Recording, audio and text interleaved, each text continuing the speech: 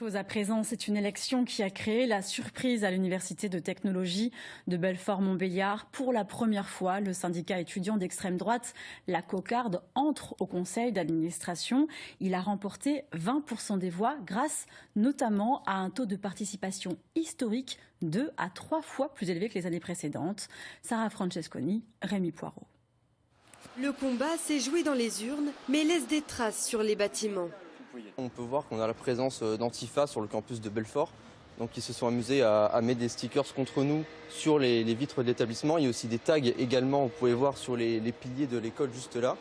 Antifa pour antifasciste. Ici, la guerre sémantique ne s'arrête pas aux piliers de l'université.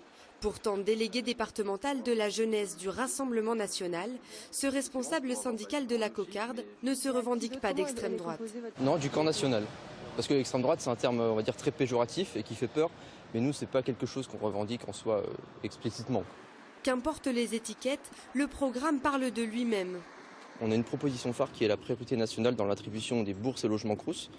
Donc pour nous, c'est inacceptable que des étrangers puissent avoir accès à des bourses et des logements quand des Français n'en ont pas. On n'est pas pour l'exclusivité, mais on souhaite que ce soit d'abord les Français qui puissent en bénéficier.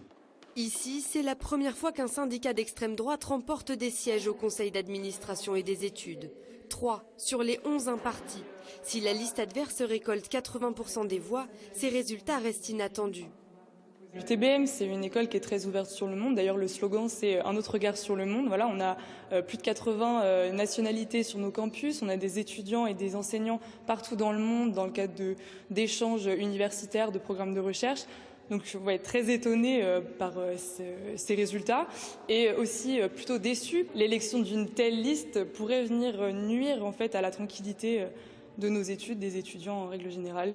Lors des prochains conseils, chaque élu disposera d'une voix. L'extrême droite pourra donc agiter les débats, mais reste minoritaire pour voter les propositions.